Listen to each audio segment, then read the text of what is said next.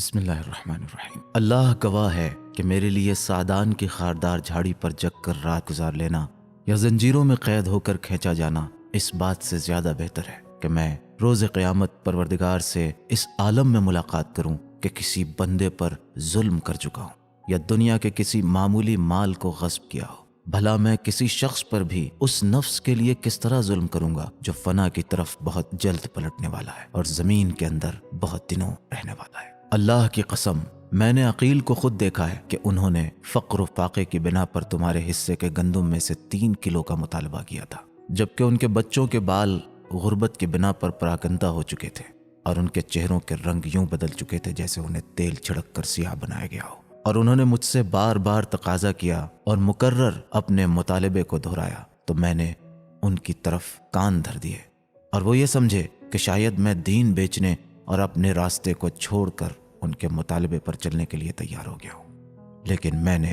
ان کے لیے لوہا گرم کرایا اور پھر ان کے جسم کے قریب لے گیا تاکہ اس سے عبرت حاصل کریں۔ انہوں نے لوہا دیکھ کر یوں فریاد شروع کر دی جیسے کوئی بیمار اپنے درد و الم سے فریاد کرتا ہو، اور قریب تھا کہ ان کا جسم اس کے داغ دینے سے جل جائے۔ تو میں نے کہا، رونے والیاں آپ کے غم میں روئیں۔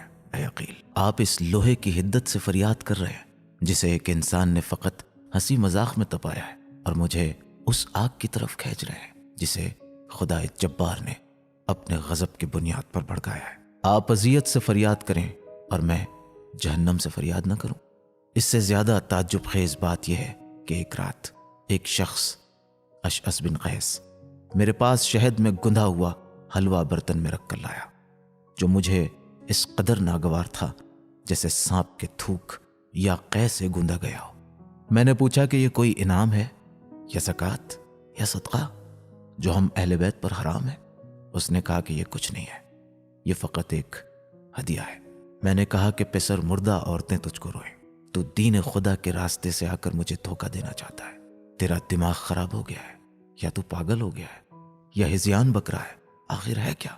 اللہ گواہ ہے کہ اگر مجھے 7 اقلیم کی حکومت تمام زیر آسمان دولتوں کے ساتھ دے دی جائیں اور مجھ سے یہ مطالبہ کیا جائے کہ میں کسی چیونٹی پر صرف اس قدر ظلم کروں کہ اس کے منہ سے اس چھلکے کو چھین لوں جو وہ چبا رہی ہے، تو ہرگز ایسا نہیں کر سکتا ہوں۔ یہ تمہاری دنیا میری نظر میں اس پتی سے زیادہ بے قیمت ہے جو کسی ٹڈی کے منہ میں ہو اور وہ اسے چبا رہی ہو۔ بھلا علی کو ان نعمتوں سے کیا واسطہ جو فنا ہو جانے والی ہیں، اور اس لذت سے کیا تعلق جو باقی رہنے والی نہیں ہے۔